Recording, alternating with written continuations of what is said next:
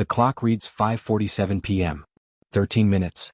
Former Warden Jim Willett stands outside the death chamber at the Huntsville Unit, known to everyone in Texas simply as the Walls. He's overseen this process 89 times. Each one identical. Each one different. Inside, a man is strapped to a gurney. 5 leather restraints. Arms extended. 4 lines inserted. The tie-down team has already left the room. Their job is done. Willett checks his watch again. 5:48 p.m. In the witness rooms, 2 families wait, separated by glass and cinder block. The victim's family on one side. The condemned man's family on the other. Neither can see the other. Both can see him. The warden receives a call. The Attorney General's office. Final clearance. No stay of execution. 5:52 p.m. Reverend Carroll Pickett, the prison chaplain, has been with the condemned man since 4 p.m. 2 hours of final moments. 2 hours that Pickett will carry for the rest of his life. This is his 63rd execution. He'll witness 95 before he retires. Before the wait becomes too much. The condemned man's last words are written on a piece of paper in front of him.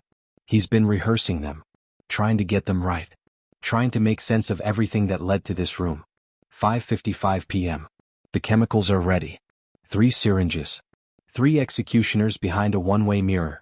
No one knows which syringe contains the lethal dose. No one knows who actually kills him. 5:58 p.m. Willett enters the chamber. He'll give the signal. He always gives the signal. But what most people don't know, what the cameras never show, is that this moment, this 13-minute window, is the end of an 8-hour protocol that began at 10 a.m. this morning. A protocol so precise, so ritualized, so carefully choreographed, that every single person inside these walls knows exactly what happens. When it happens. Why it happens. This is the Huntsville Unit. This is execution day. And nothing about it is what you think. If you enjoy real, gripping prison documentaries and true stories, don't forget to like this video, leave a comment, and share it with your friends and family. Hit that subscribe button and turn on notifications so you never miss more shocking and exclusive content.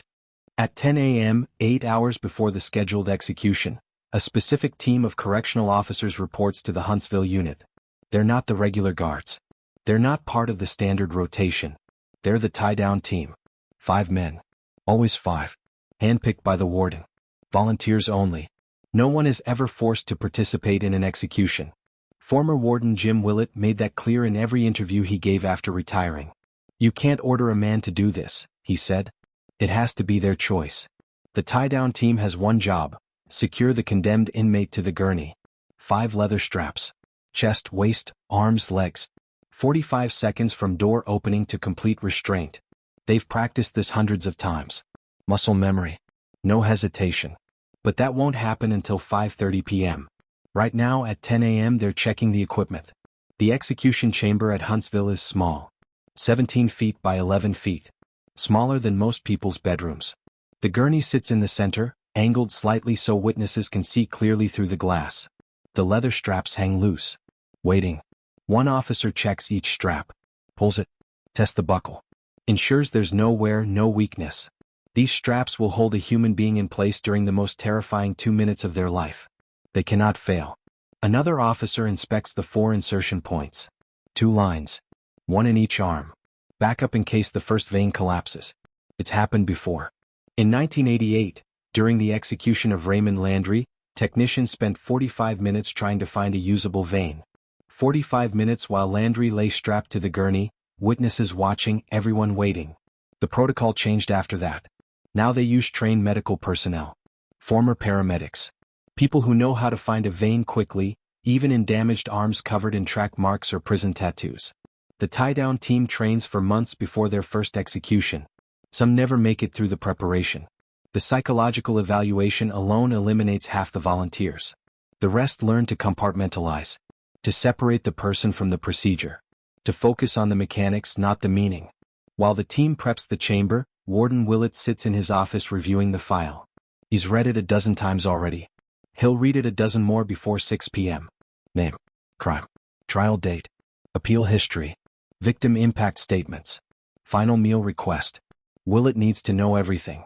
Because once this starts, there's no pause button. No timeout. The state of Texas has set this execution for 6 p.m., and at 6 p.m. it will happen. Unless the phone rings. The phone sits on Willett's desk. Direct line to the governor's office. Direct line to the attorney general. Direct line to the courts. It's the only thing that can stop what's about to unfold. In 37 years of executions at Huntsville, the phone has rung exactly 9 times after 5 p.m. 9 stays of execution. 9 men who walked out of the death chamber alive. The rest didn't. Since 1976, Texas has executed more people than any other state. Over 500. More than the next 6 states combined. Huntsville is where most of them died. At 11 a.m., Reverend Carroll Pickett arrives at the prison. Pickett served as the Huntsville chaplain from 1980 to 1995. 95 executions. He was present for every single one. He wrote a book about it later, after he retired, after the nightmare started. Within these walls, he called it. In the book, Pickett described the protocol for chaplains. I would arrive 5 hours before the execution. I needed time to prepare. Time to pray. Time to become the person who could walk into that cell and offer comfort to someone about to die. The condemned inmate has been moved to a holding cell adjacent to the death chamber. Cell number 1. It's closer to the execution room than death row. Saves time. Reduces the chance of incident during transport. At 11:30 a.m., Pickett enters the holding cell for the first time. The man inside is sitting on a concrete bench. White prison uniform. Different from the standard issue. Everyone on execution day wears white. It makes them easier to identify. Easier to track. Pickett doesn't say much at first. He's learned that lesson. Some men want to talk. Some want silence. Some want to scream. You let them lead. Do you want me to stay? Pickett asks. Most say yes. Some say no. This man nods. Yes. Pickett sits down on the bench. 5 hours to go. Chaplains are present for every execution in Texas. It's not optional. It's part of the protocol. The state requires it. Whether the condemned man is religious or not. Whether he wants spiritual counsel or not. The chaplain stays. Meanwhile, in another part of the prison, the witnesses are being contacted. Texas law requires specific witnesses for every execution. 5 witnesses chosen by the condemned. 5 witnesses representing the victim's family. Prison officials. Media representatives. The warden. The chaplain. Everyone has a role. Everyone has a purpose. The victim's family has been waiting years for this day. Some of them decades. They've attended every parole hearing, every appeal, every court appearance. They've worn photographs of their murdered loved one on buttons pinned to their shirts. They've spoken to reporters, given impact statements, relived the worst day of their lives over and over. Today is supposed to bring closure. Former witnesses describe it differently. There is no closure, one woman told reporters after watching her daughter's killer die. There's just an ending. At noon, the final meal is prepared. This detail fascinates people. The last meal. What would you choose if you knew you had hours to live? Texas used to allow any meal request. Anything. In 2011, Lawrence Russell Brewer ordered an elaborate spread: 2 chicken fried steaks, a triple bacon cheeseburger, a cheese omelet, fried okra, a pound of barbecue, a half loaf of bread, peanut butter fudge, a pint of ice cream. He didn't eat any of it. After that, Texas stopped taking special requests. Now inmates get the same meal as the general prison population. Standard issue. No exceptions. But in the years when requests were still allowed, the choices revealed something. Chaplain Pickett noticed patterns. Men who ordered comfort food from childhood. Men who ordered nothing. Men who requested specific items that reminded them of freedom. Lobster, pizza, foods they hadn't tasted in 20 years. One man asked for dirt. Just dirt from his hometown. They denied the request. Another asked for nothing except to pray over his meal for 30 minutes. They allowed it. The kitchen staff prepares the meal in silence. They know what it means. They know where it's going. By 12:30 p.m., everything is in motion. The execution chamber is ready. The witnesses have been notified. The chaplain is with the condemned man. The warden has reviewed the file one more time. And in 8 cells on death row, 8 other men sit quietly, knowing that one of them will be next month. Then another the month after that. The calendar is already set. The date's already chosen.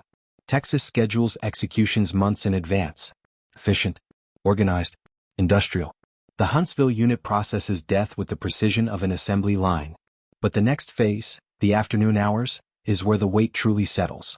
Because this is when the condemned man realizes it's real. This is when there's no more appeals. No more hope. No more time. Just the protocol. Just the clock. Just the inevitable march toward 6 p.m. Time moves differently on execution day. For the correctional officers, it's another shift. Check the equipment.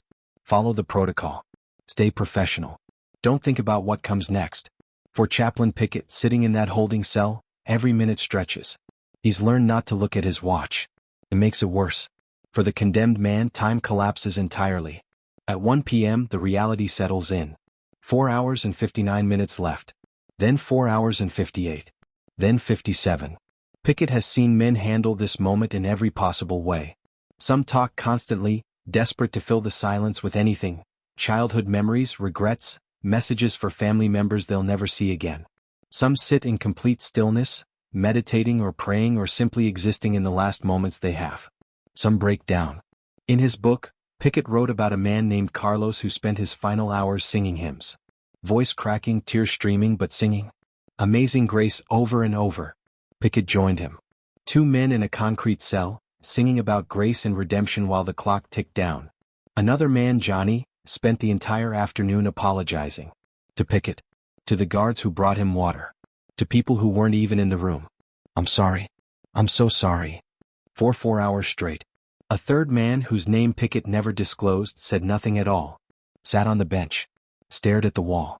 When Pickett asked if he wanted to pray, the man shook his head once. That was it. 4 hours of silence. Today's condemned man is somewhere in between. He talks. But not constantly. He asks questions. Does it hurt? Pickett has been asked this 73 times before. He tells the truth. The medical examiner says you'll lose consciousness in seconds. You won't feel pain. He doesn't mention the cases where it went wrong. The collapsed veins. The failed IVs. The executions that took 18 minutes instead of 8. The condemned man doesn't need to know that. What happens after? Pickett answers, your family will be able to claim your body. Or the state will arrange burial if no one does. What Pickett doesn't say, most families don't claim the body. Most of these men are buried in the Captain Joe Bird Cemetery, just outside Huntsville. Unmarked graves. Small concrete markers with prison numbers instead of names. Over 1,000 inmates buried there. Rows and rows of forgotten people. At 2 p.m., the warden makes his rounds. Willett walks through the prison. Checks in with the tie-down team. Reviews the witness list. Confirms that the Attorney General's office has cleared the execution to proceed. Everything is on schedule.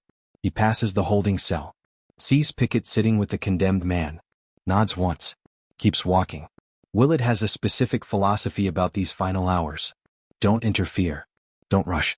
Give the man whatever dignity can be salvaged from this situation. Let him talk. Let him pray. Let him sit in silence if that's what he needs. But don't let him forget what's coming. At 2:30 p.m., the condemned man is allowed a final visit. The rules are strict. Immediate family only. 1 hour maximum. Non-contact visit through glass partition. No physical touch allowed. Security concerns. His mother comes. She's been here before. Visited him on death row for 17 years. Wrote letters every week. Never missed a birthday. Maintained her innocence claims even after he stopped claiming them himself. Now she sits on the other side of the glass, phone pressed to her ear, tears already falling. I love you, she says. I never stopped loving you. The condemned man can barely speak. His throat is tight. His hands are shaking. I'm sorry, Mama. I'm so sorry. The guards stand nearby. Professional. Distant. But some of them look away. This is the part that gets to people. Not the execution itself. The visit beforehand. The moment when someone who loves this person has to say goodbye forever. Pickett has witnessed dozens of these visits. Mothers, fathers, siblings, children. One man's 8-year-old daughter came. Too young to understand why Daddy was going away. Too young to process that he would never come back. The guards cried after that one. Behind closed doors where no one could see. The visit lasts 53 minutes. Then it ends. The mother stands. Presses her hand against the glass. The condemned man presses his hand on the other side. As close to touching as they'll ever get again. She leaves. He sits back down on the concrete bench. Puts his head in his hands. Pickett doesn't say anything. Sometimes there's nothing to say. At 3 p.m., the media witnesses begin arriving. Texas requires media presence at every execution. Transparency. Public record. Representatives from major news outlets, local papers, wire services. They're escorted to a waiting area. Given instructions. No cameras. No recording devices. Just notebooks and pens. Some of these reporters have covered dozens of executions. They know the protocol. They know what to expect. They arrive with the detachment of professionals documenting a routine event. Others are here for the first time. Younger reporters. Journalism students.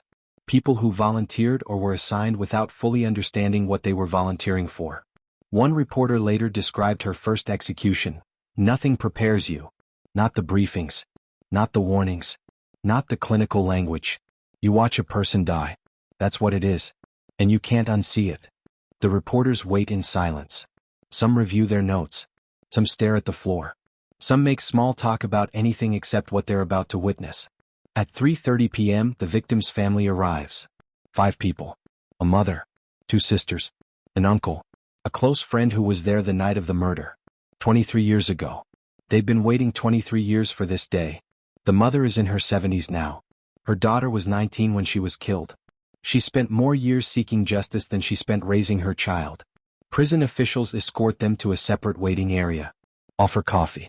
Offer water. Ask if they need anything. The answer is always the same. We need to see this finished. These families come with conflicting emotions. Grief that never healed. Anger that solidified into something harder. Exhaustion from decades of appeals and delays and legal proceedings. Hope that maybe, watching this man die will bring some kind of peace. It rarely does. Studies on victim families who witness executions show mixed results. Some report closure. Some report feeling empty. Some say it made things worse. One mother told researchers, "I thought I'd feel relief. I thought I'd feel like justice was done. I just felt sick." But they come anyway. Because what else is there? At 4 p.m., the final phase begins. The condemned man is told it's time to prepare. Time to shower. Change into the final set of clothes. White pants. White shirt. White means execution day. Everyone in the prison knows what white means. Pickett steps out of the cell. Gives him privacy. 10 minutes alone. The last 10 minutes of privacy he'll ever have. In that cell alone, the condemned man has to face what's coming. No distractions. No chaplain. No family. Just him and the knowledge that in exactly 2 hours, his heart will stop beating. Some men pray. Some pace. Some stare at the walls. Some write final letters that will never be finished. This man sits on the bench. Closes his eyes. Breathes. At 4:10 p.m., Pickett returns. The condemned man is dressed. Hair still damp from the shower. Hands still shaking. "Are you ready?" Pickett asks. The man looks at him. Really looks at him. "No," he says. "But it doesn't matter, does it?" Pickett shakes his head. "No, it doesn't." At 4:15 p.m., the tie-down team is briefed one final time. Warden Willett gathers them in a secure room. Goes over the procedure. Timing. Positioning. Who grabs which limb. Who secures which strap. 45 seconds. No hesitation. Professional. The team members nod. They know this. They've done this. But Willett reviews it anyway. Because one mistake, one moment of hesitation, can turn this into a spectacle. And spectacles lead to lawsuits. Delays. Public outcry. Texas wants its executions to be clean. Quick. Efficient. Humane, if that word can even apply. At 4:30 p.m., everything is in place. The execution chamber is prepped. The witnesses are gathered. The chaplain is with the condemned man. The tie-down team is ready. The medical personnel have prepared the IVs and the chemicals. 3 syringes. Sodium thiopental to render unconsciousness. Pancuronium bromide to stop breathing. Potassium chloride to stop the heart. Administered in sequence. Death in minutes. The warden checks his watch. 1 hour and 30 minutes. The phone on his desk hasn't rung. The attorney general hasn't called. The governor hasn't intervened. No last-minute stays. No reprieves. This is happening. At 4:45 p.m., the transport begins. And everything that happens next will happen exactly according to protocol. Exactly as planned. Exactly as it's been done hundreds of times before. Because at Huntsville, death runs on a schedule. At exactly 4 p.m., the door to the holding cell opens. Not the tie-down team. Not yet. Just 2 correctional officers. They've been assigned to escort the condemned man from the holding cell to the final staging area. 30 feet. Maybe 40. The shortest walk of the day. The longest walk of his life. "It's time," one officer says. The condemned man stands. His legs are unsteady. Pickett stands with him. The chaplain will stay with him until the very end. That's the protocol. No one dies alone at Huntsville. They walk. The corridor is empty. Every other inmate has been locked down. No witnesses to this moment except the people who need to be there. The fluorescent lights hum overhead. Their footsteps echo on the polished floor. 30 feet becomes an eternity. Former inmates who received stays of execution at the last minute have described this walk. The certainty that settles in. The physical sensation of knowing you're about to die. One man said his vision narrowed to a tunnel. Another said he couldn't feel his feet touching the ground. A third said he counted each step. 17 steps from the holding cell to the preparation room. 17 steps closer to death. They reached the preparation room at 4:03 p.m. This room is even smaller than the holding cell. A chair. A table. Medical equipment. This is where the IVs will be inserted. Where the final physical preparations happen. The condemned man sits in the chair. 2 medical technicians enter. Former paramedics. They don't work for the prison. They're contracted specifically for executions. The Hippocratic Oath, first, do no harm, creates an ethical dilemma that most medical professionals refuse to cross. These technicians have made peace with that dilemma. Or they've learned not to think about it. We're going to insert the 4 lines now, one technician says. Try to relax your arms. Relax. As if that's possible. The technician finds a vein in the left arm. Slides the catheter in. Tapes it down. Connects the line. Then moves to the right arm. Backup line. In case the first one fails. In 2006, during the execution of Joseph Clark in Ohio, both 4 lines infiltrated. The chemicals leaked into surrounding tissue instead of entering the bloodstream. Clark took over an hour to die. Witnesses reported he appeared to be in pain. Conscious. Suffering. Texas learned from other states' mistakes. Double 4 lines. Train medical personnel. Verification procedures. Make it quick. Make it clean. The IVs are in place by 4:15 p.m. The condemned man stares at the tubes running from his arms. Clear plastic. Saline solution flowing through. Keeping the vein open. Soon those tubes will carry the chemicals that stop his heart. How long does it take? He asks. The technician doesn't answer. Not his job. He packs up his equipment and leaves. Pickett answers instead, a few minutes. You'll go to sleep first. You won't feel the rest. The condemned man nods. He's heard this before. But hearing it now, with the IVs already in his arms, makes it real in a way nothing else has. At 4:30 p.m., Warden Willett enters the room. This is the first time the warden has spoken directly to the condemned man today. Protocol keeps them separated until now. The warden is the one who will give the final order. Face-to-face contact makes it harder. But Willett believes in looking each man in the eye. Do you have any final requests?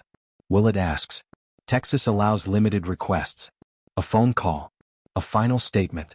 Specific witnesses. Nothing that disrupts the schedule. Nothing that delays the execution. The condemned man shakes his head. I already said goodbye. Willett nods. Your final statement will be recorded. You'll have a chance to speak before the procedure begins. I know. Willett studies him for a moment. 79 executions. 79 men in this exact position. 79 final conversations. Some men curse him. Some men thank him for his professionalism. Some men say nothing at all. This man just looks tired. The witnesses are being seated now, Willett says. We'll proceed at 5:30. He leaves. The condemned man sits alone with Pickett. 1 hour left. At 4:45 p.m., the witnesses are escorted to their designated rooms. 2 separate rooms. 2 separate experiences. Same view of the death chamber through one-way glass. The victim's family enters the first witness room. 5 chairs arranged in a row, all facing the glass. Through that glass they can see the empty gurney, the leather straps, the cross on the wall. The mother sits in the center chair. Her daughters on either side. The uncle and the friend at the ends. They don't speak. What is there to say? One daughter holds a photograph. Her sister at 17. Smiling. Alive. Frozen in time 23 years ago. She keeps the photograph in her lap. Won't look at it. Can't look away from the empty gurney. The second witness room fills with the condemned man's witnesses. His mother. His brother. A childhood friend. A lawyer who represented him through appeals. An anti-death penalty advocate who volunteers to witness executions. His mother is crying before she even sits down. His brother holds her hand. Steadies her. They've known this day was coming for years. Watch the appeals fail one by one. Watch the execution date get scheduled, postponed, rescheduled, and finally confirmed. Now they're here. The media witnesses are in a third room. 5 reporters. Notebooks ready. Pens in hand. They've been instructed on what they can and cannot report. No descriptions of the execution team members. No security procedures. Just the facts. The time. The final statement. The pronouncement of death. One reporter has covered 63 executions. She sits in the front row, face neutral, pen ready. This is her job. Document. Report. Move on. Another reporter is here for the first time. 24 years old. Fresh out of journalism school. His hand is shaking. The veteran reporter notices. Leans over. Whispers, "Don't look away. If you look away, you'll regret it." At 5 p.m., the tie-down team assembles outside the death chamber. 5 men in dark uniforms. Faces professionally blank. They've run through this procedure 100 times in training. Practiced on each other. Timed themselves. 45 seconds from entry to full restraint. Warden Willett briefs them one final time. Clean. Quick. Professional. Any problems, you abort and we regroup. Understood. Understood. The warden checks his watch. 5:02 p.m.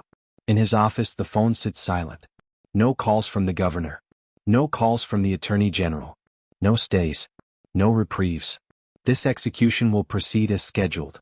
At 5:15 p.m., the condemned man is moved to the staging area directly adjacent to the death chamber. 10 feet from the gurney now.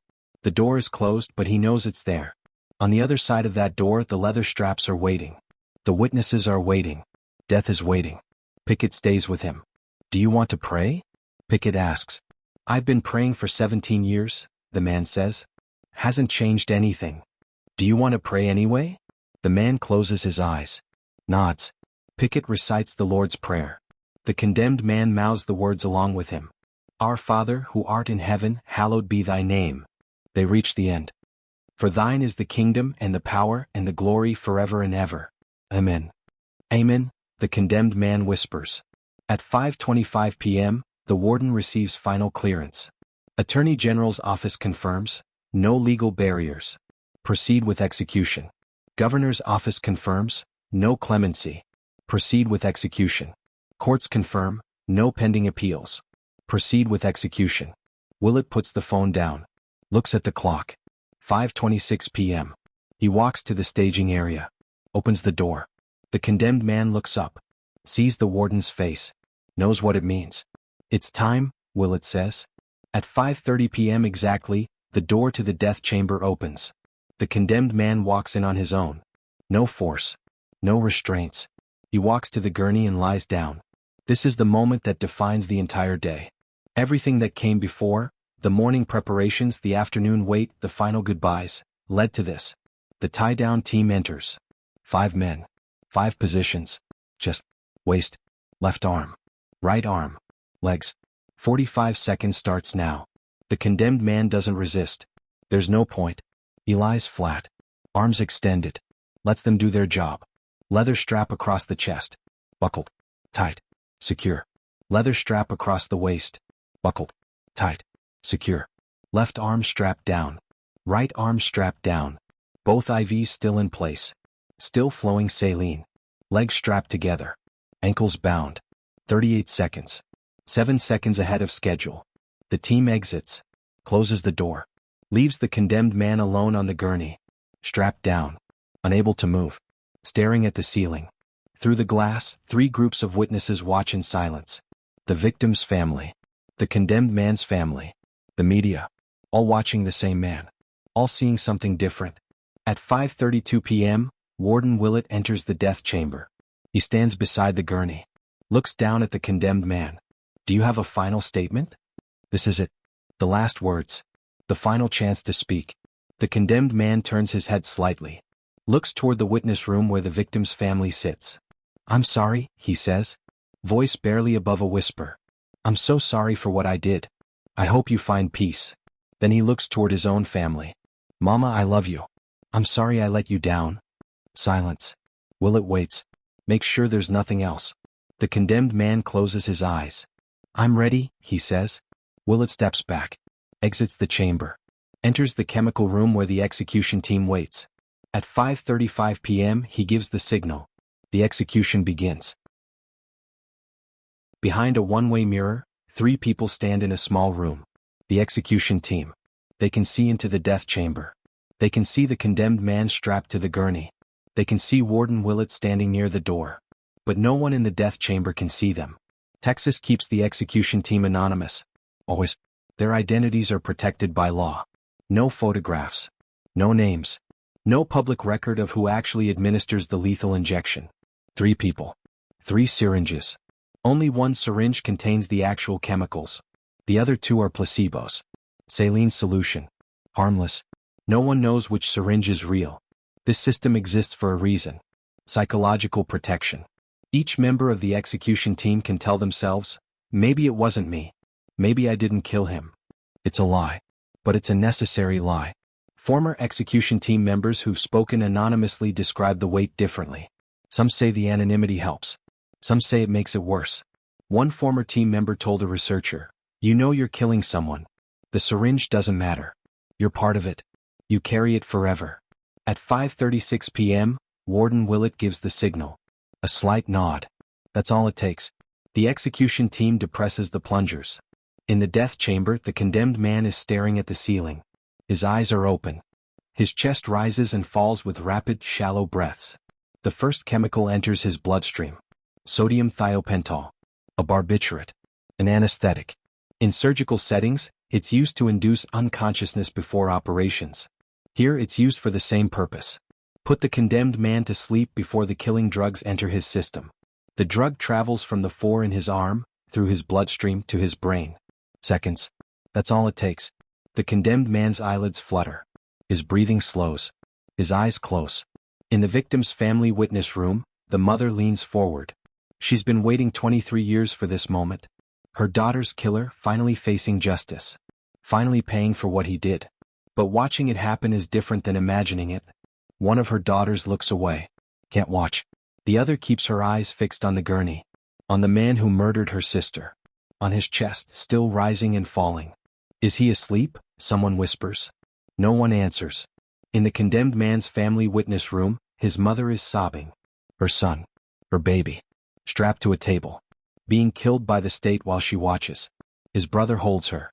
Tries to keep her upright. Don't look, Mama. Please don't look. But she can't look away. The media witnesses are writing. Documenting. Time of first injection. 5:36 p.m. Subject appears unconscious within 30 seconds. Chest still moving. Breathing visible. At 5:37 p.m., the second chemical is administered. Pancuronium bromide. A paralytic. A muscle relaxant. In medical settings, it's used during surgery to prevent muscle movement. Here it stops the diaphragm from contracting. Stops breathing. The condemned man's chest stops rising. Just stops. One moment there's movement. The next moment, nothing. Former witnesses describe this as the most difficult part to watch. The moment when you can see death happening. Not metaphorically. Actually happening. A person who was breathing is no longer breathing.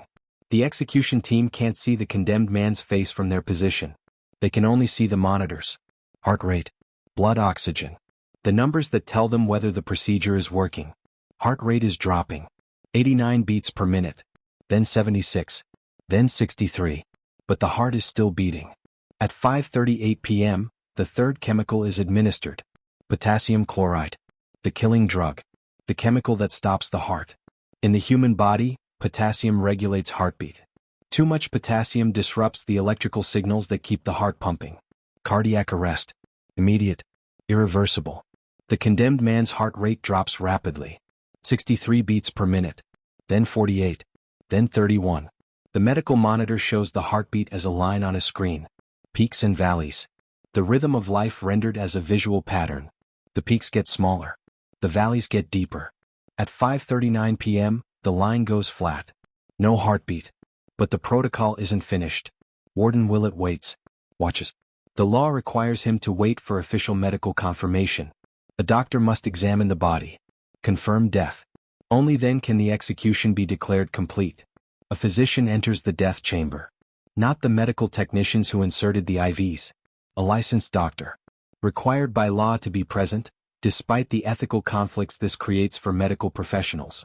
The physician checks for a pulse, listens for a heartbeat with a stethoscope, checks for breathing, shines a light in the eyes to check for pupil response. Nothing.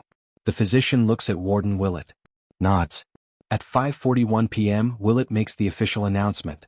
Time of death, 5:41 p.m. 5 minutes. From the first injection to the pronouncement of death. 5 minutes to end a life. In the witness rooms, the responses are as different as the people watching. The victim's mother sits completely still. 23 years of waiting. 23 years of grief and anger and pain. And now it's over. She thought she'd feel relief. She thought she'd feel closure. She feels nothing. Just empty. One of her daughters is crying. The other is still staring at the gurney. At the body. At the man who killed her sister, now dead himself. Is it over? Someone asks. It's over, someone else confirms. But is it? The man on that gurney is dead. Their sister is still dead. Nothing has changed except now 2 people are dead instead of 1. In the condemned man's family witness room, his mother has collapsed. Her son is dead. The state just killed her son while she watched. Her brother holds her. Tries to comfort her. But there is no comfort. His brother is staring at the body. His little brother. Who shared a room with him growing up. Who played basketball in the driveway. Who made terrible choices and committed an unforgivable crime and paid for it with his life. The anti-death penalty advocate in the room is writing. Taking notes. This execution will become a statistic. A data point. Another example in the ongoing debate about capital punishment. The media witnesses are also writing. Documenting every detail. Time of death. Duration of procedure. Visible reactions. Final statement. Everything that will appear in tomorrow's newspapers. The veteran reporter has seen this 74 times now. She writes mechanically. Time, date, name, crime, final words, duration. The facts. Just the facts. The young reporter who attended his first execution is pale. Shaking. He's written 3 sentences and can't seem to write more. His hand won't stop trembling. The veteran reporter glances over. Recognizes the reaction. Remembers her first execution. How it felt. How it stayed with her. You okay? She whispers. He shakes his head. No. You will be, she says. It's not true. Not really. You don't get over watching someone die. But you learn to function around it. At 5:45 p.m., the witnesses are escorted out. The victim's family exits first. Separate route. They won't encounter the condemned man's family. Won't have to face each other in the hallway. Prison officials guide them to a private room. Offer counseling services. Offer victim support resources. Ask if they need anything. The mother shakes her head. She needs her daughter back. That's what she needs. And that will never happen. They leave through a side exit. Step out into the Texas evening. The sun is setting. The world is continuing like nothing happened. Inside that prison, a man just died. Out here, traffic is moving. People are going home from work. Life continues. The condemned man's family exits through a different route. They're given information about claiming the body. About funeral arrangements. About grief counseling. His mother can barely walk. Her son is dead. The state killed him. And she watched. They don't leave through the front entrance either. Privacy. Protection. The prison doesn't want confrontations between families. Doesn't want media cameras capturing raw grief. The media witnesses are debriefed. Reminded of reporting restrictions. Reminded that execution team members' identities are protected. Given official statements from the prison. They leave to file their stories. Deadlines approaching. Tomorrow's news cycle waiting. At 6 p.m., the death chamber is empty except for the body. The condemned man lies on the gurney. Still strapped down. IV still in his arms. Eyes closed. Dead. The tie-down team will return to remove the body. Transport it to the morgue. Release it to family or prepare it for burial in the prison cemetery. But right now there's a moment of stillness. Warden Willett stands in the hallway outside the death chamber. Alone. He's done this 79 times. It never gets easier. Some wardens refuse to participate in executions. Transfer to different facilities. Request different assignments. They can't reconcile the job with their conscience. Willett stayed. For years he stayed. Believed in following the law. Believed in carrying out the sentences handed down by courts. Believed someone had to do this job, and it should be done with professionalism and respect. But each execution takes something from him. A small piece of his humanity. Death by death, execution by execution. Until one day he retires and has to live with the accumulated weight of 79 lives ended under his authority. Former Warden Donald Cabana, who presided over executions in Mississippi, later wrote, "I am morally opposed to capital punishment. But that realization came too late. I had already participated in taking lives. I carry those men with me every day. Willett will carry them too." At 6:10 p.m., Chaplain Pickett walks out of the prison. He's witnessed 63 executions. 32 more to go before he retires. Before the accumulated trauma becomes too much to bear, Pickett gets in his car, drives home. His wife will ask how it went. He'll say the same thing he always says, according to protocol. No complications. What he won't say, "I watched a man die today. I held his hand spiritually until his last moment. I carry his final words, his final fears, his final prayers." Pickett will write about this later. In his book, in interviews, about the toll it takes, the nightmares, the guilt, the question that haunts him, did I help?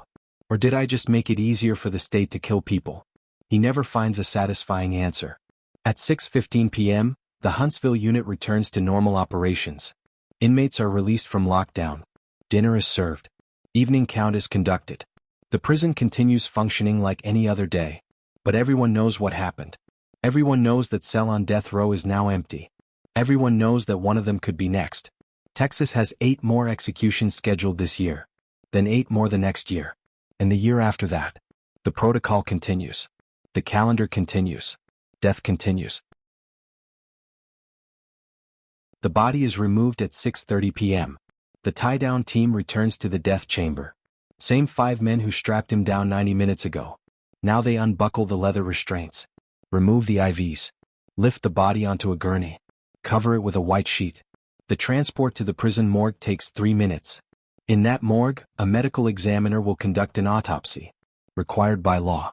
Cause of death will be listed as judicial execution by lethal injection. The report will note the time, the chemicals used, any complications during the procedure. There were no complications today. The body will be held for 24 hours. Gives the family time to make arrangements. Time to decide whether they'll claim him or let the state handle burial. Most families claim the body. Take him home. Bury him in a family plot. Give him a funeral, a headstone, a place where people who loved him can visit. Some families don't. Can't afford it. Can't handle the stigma. Can't face their community knowing their son, their brother, their father was executed by the state. Those bodies go to Captain Joe Bird Cemetery. The prison graveyard. Rows of concrete crosses marked with numbers instead of names. Anonymous death. Forgotten people. By 7 p.m., the death chamber has been cleaned. The gurney is sanitized. The leather straps are inspected again. The 4 equipment is replaced. The room is prepared for the next execution. 3 weeks from now. Then another 4 weeks after that. The chamber is never idle for long. Warden Willett sits in his office doing paperwork. Execution report. Official documentation. Every detail must be recorded. Time of transport.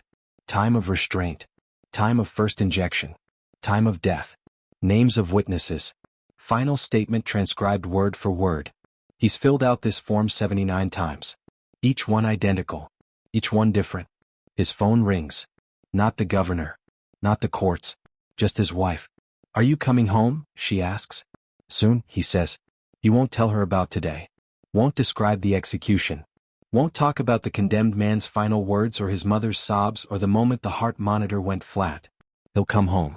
Eat dinner. Watch television. Pretend this is a normal job. Tomorrow he'll do it again. Not an execution. But the administrative work. The meetings. The personnel issues. The budget reports. Running a prison that happens to house the most active death chamber in America. At 7:30 p.m., Chaplain Pickett sits in his living room. His wife knows not to ask questions. She's been married to him through 63 executions. She knows the pattern. He comes home quiet, withdrawn, takes a shower, sits in silence. Sometimes he talks about it days later. Sometimes weeks. Sometimes never. Tonight he's thinking about the condemned man's final words. "I'm sorry." 2 words. 23 years too late. 2 words that change nothing for the victim's family. 2 words that mean everything to a man about to die. Pickett wonders, not for the first time, whether his presence helps or hurts.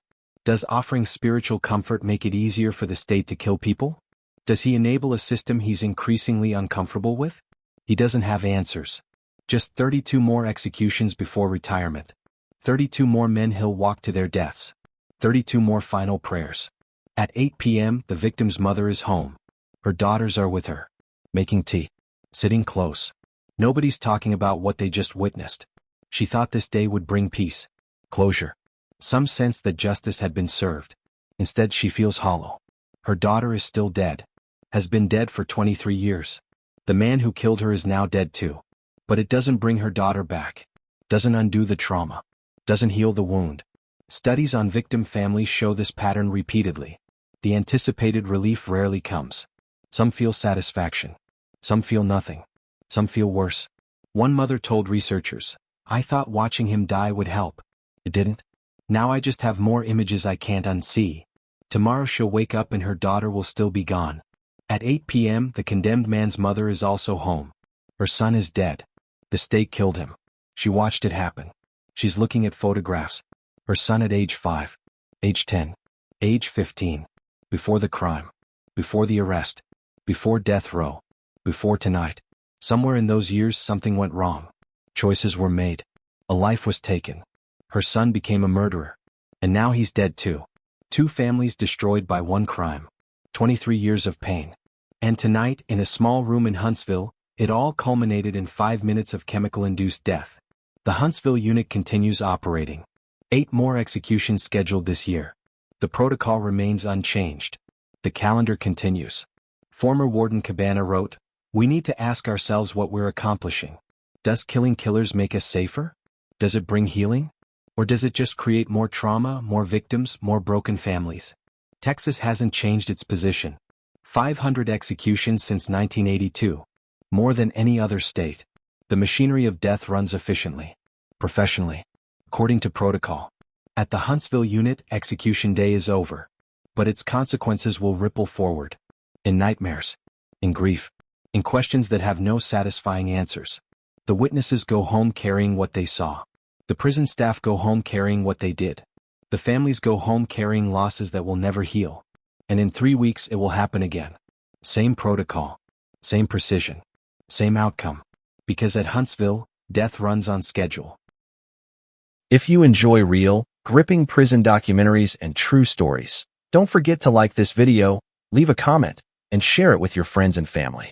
Hit that subscribe button and turn on notifications so you never miss more shocking and exclusive content.